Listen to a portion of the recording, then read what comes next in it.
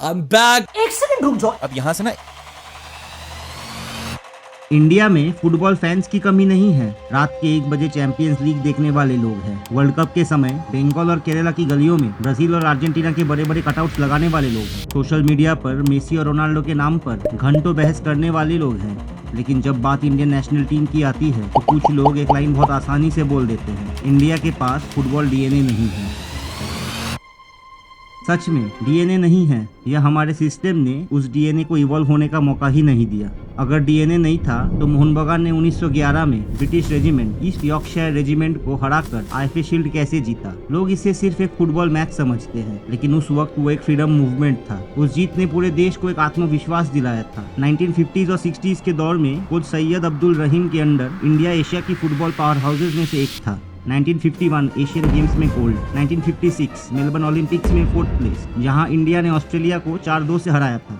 फिर 1962 Asian games में south Korea को हराकर दोबारा गोल्ड। उस दौर में इंडिया साउथ कोरिया जैसी टीम्स को हराकर एशियन गोल्ड जीत रहा था। आज वही साउथ कोरिया और ऑस्ट्रेलिया वर्ल्ड कप खेलते हैं और हम घर बैठकर देखते हैं।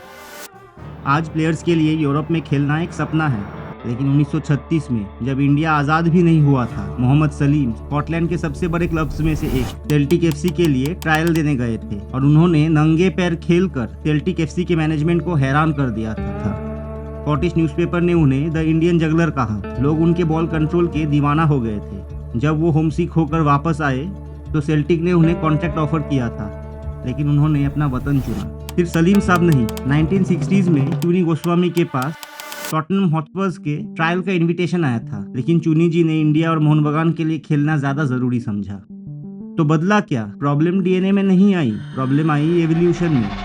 1970s और 80s में जब पूरी दुनिया फुटबॉल को एक एमेचर स्पोर्ट्स से professional sports science driven industry में बदल रही थी, हम वही पुराने सिस्टम पर रुक गए। यूरोप ने टैक्टिक्स को इंस्टीट्यूशनलाइज किया, जापान ने 1990s में अपना फुटबॉल इंफ्रास्ट्रक्चर रिस्ट्रक्चर किया, जे लीग बनाई, और हमारे पास टैलेंट तब भी था, आज भी है। फर्क सिर्फ इतना है कि उनका टैलेंट सिस्टम के अंदर बड़ा होता है और हमारा टैलेंट सिस्टम के बाहर दम तोड़ देता है। टैलेंट मिलता नहीं, टैलेंट को बनाया जाता है।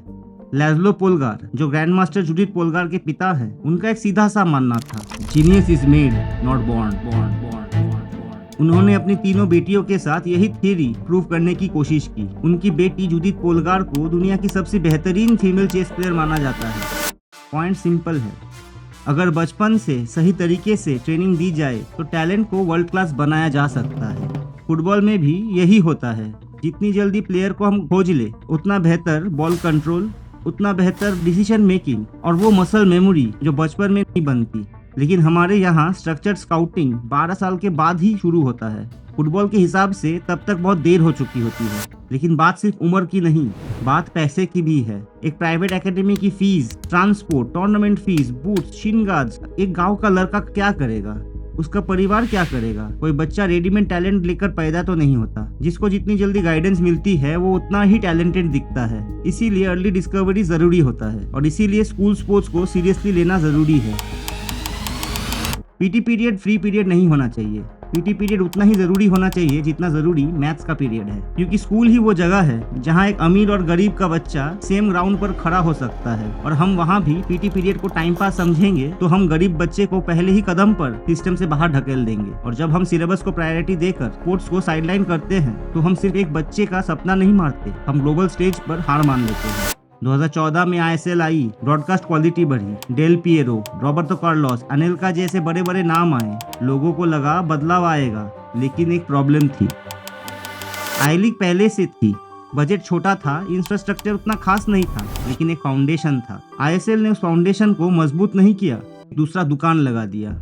और जो बड़ी मार्की नाम ले आए, जो इंडियन फुटबॉल के लॉन्ग टर्म डेवलपमेंट के लिए नहीं थे, उनका होना मार्केटिंग था, उससे ज्यादा कुछ नहीं। आईएसएल ने एक आस जगाई थी, लेकिन आस से प्लेयर नहीं बनते हैं ग्रास रूट लेवल पर काम करके, जो आईएसएल ने क्रैक नहीं कर पाया। फुटबॉल टैक्टिक्स का गेम है, कोहिशन का गेम है, टीम केमिस्ट्री का गेम है, और ये सब बनने में समय लगता है। ईपीएल में सीजन 9 से 10 महीने का होता है। टीम्स प्रेशर में खेलती है, रेलीगेट होने का डर, प्रमोशन का मौका, जो इससे पहले आईएसएल में नहीं था।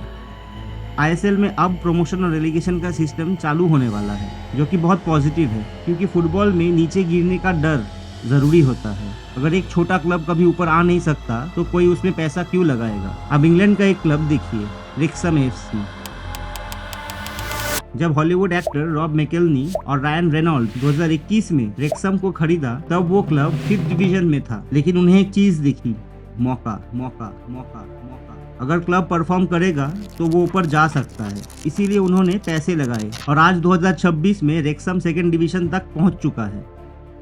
यही मौका, यही प्रेशर इंडियन फुटबॉल में भी चाहिए। प्रमोशन रेलीगेशन सिर्फ एक रूल नहीं होता है, ये पूरा सिस्टम को ग्रो करने का मौका देता है। ये पूरे सिस्टम को सिग्नल देता है, इन्वेस्ट करो, प्लेयर्स बनाओ, नहीं तो पीछे रह जाओगे। यूरोप में क्लब्स के लिए प्लेयर डेवलप करना सिर्फ मॉरल रिस्पॉन्सिबिलिटी नहीं, एक बिजनेस है। बेनफिका जैसे क्लब्स ने अपनी एकेडमी के प्लेयर्स को डेवलप करके पिछले 10 सालों में 570 मिलियन यूरो से ज्यादा रेवेन्यू जनरेट किया है। उनके लिए एकेडमी एक खर्चा नहीं, इन्वेस्टमेंट है। और यहाँ हमारा ट्रांसफर मार्केट बस एक क्लब से दूसरे क्लब में उन्हीं गिने चुने प्लेयर्स को घुमाने तक सीमित रह गया है। क्लब्स नए प्लेयर्स बनाने से ज्यादा रेडीमेड प्लेयर्स खरीदने में इंटरेस्टेड दिखते हैं। जब तक प्लेयर डेवलपमेंट प्रॉफिटेबल नहीं होगा, तब तक क्लब सीरियस नहीं होंगे। स्काउटिंग को CSR नहीं, बिजनेस मॉडल बनाना पड़ेगा। अब जापान को देखिए, वहाँ registered players, teams, coaches, referees और रीजनल एसोसिएशन का एक स्ट्रक्चर्ड नेटवर्क है। नेशनल ट्रेनिंग सेंटर है, एज ग्रुप टूर्नामेंट्स है, डेटा है, सब प्लेयर्स ट्रैक होते हैं। इसीलिए जापान टैलेंट भी प्रोड्यूस कर रहा है। दिक्कत यह है कि इंडिया में स्काउटिंग का नेटवर्क पेनिट्रेट हुआ ही नहीं है। सिलीगुड़ी से लेकर केरला से किसी गांव तक लाखों बच्चे खेल रहे हैं, पर सिस्टम के लिए वो सब इनविजिबल है। जब तक वो खुद एकेडमी के गेट तक नहीं पहुंचते, उनका कोई वजूद ही नहीं है। करियर की बात करें तो क्रिकेट का एक रोड मैप है, डिस्ट्रिक्ट, स्टेट, IPL, फिर इंडिया। बच्चों को दिखता है कि मेहनत का फल क्या हो सकता है, माँ बाप को भी दिखता है कि रिस्क का रिवॉर्ड क्या है, लेकिन फुटबॉल का रास्ता अभी भी साफ नहीं है। अगर बच्चा टैलेंटेड है तो उसका अगला कदम क्या होगा? स्कूल टीम, फिर डिस्ट्रिक्ट लीग, एकेडमी, आई लीग, ISL या फिर कुछ भी नहीं। जब रोड मैप क्लियर नहीं होता तो माँ बाप डरते हैं और बच्चे भी हिचकिचाते हैं। शोर मचाने के लिए फैंस है, बस उस भीड़ में से प्लेयर को निकालने वाली मशीन बनाना बाकी है। और प्लीज क्रिकेट को ब्लेम करना बंद कीजिए। एक स्पोर्ट अच्छे से चल रहा है, उसे चलने दे। मुद्दा फुटबॉल को आगे बढ़ाना है, किसी और को छोटा करना नहीं। इंग्लैंड इसका बेहतरीन एग्जाम्पल है। उधर क्रिकेट भी है, फुटबॉल भी है, दोनों साथ में कोएग्जिस्ट करते हैं। हमें भी वही एटीट्यूड चाहिए, लेकिन एटीट्यूड से प्लेयर नहीं बनते, प्लेयर बनते हैं सिस्टम से।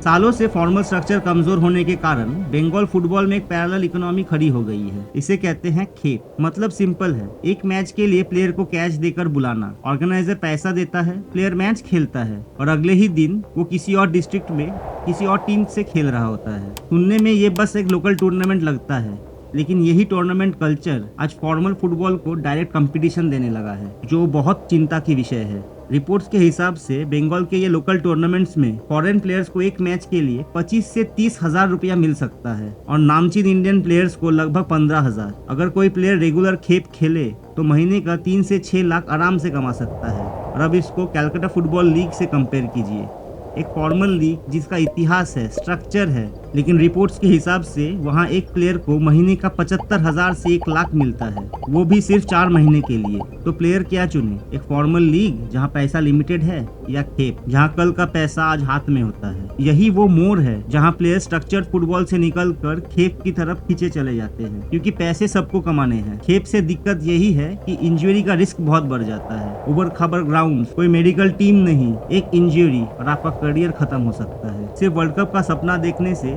वर्ल्ड कप नहीं आने वाला। हम सैफ कप जीत कर खुश हो जाते हैं, खुशी होनी भी चाहिए, लेकिन सैफ कप में बांग्लादेश, नेपाल, मालदीव्स, भूटान खेलते हैं, Japan, south Korea, Australia, Iran नहीं। सैफ कप हमें खुशी दे सकता है, लेकिन वर्ल्ड कप तक नहीं पहुंचा सकता। उसके लिए हमें रेगुलरली एशियन कप में क्वालिफाई करना होगा, उसमें खेलना होगा, और तभी कुछ बदल सकता है। नेशनल टीम कैंप लगता है तो क्लब प्लेयर रिलीज करने में हिचकिचाते हैं, कभी इंजरी का रीजन, कभी कंपेंसेशन का रीजन, तो कभी फीफा विंडो का रीजन, और बीच में नेशनल टीम फंस जाती है। यंग प्लेयर्स को समय में चांस नहीं मिलता है, सीनियर प्लेयर स्ट्रगल करते हैं, और जब रिजल्ट नहीं आता तो ब्लेम प्लेयर पर आ जाता है। लेकिन सवाल प्लेयर का नहीं, सवाल ये है कि हमने प्लेयर्स को रेडी कब किया। क्या हमने 8 साल की उम्र में उसे पकड़ा, 13 साल तक उसे ट्रेन किया, 18 साल तक उसे कॉम्पिटिटिव मिनट्स दिए, 20 साल तक उसे अब्रॉड एक्सपोजर दिया। वर्ल्ड कप बोलने से वर्ल्ड कप नहीं आने वाला।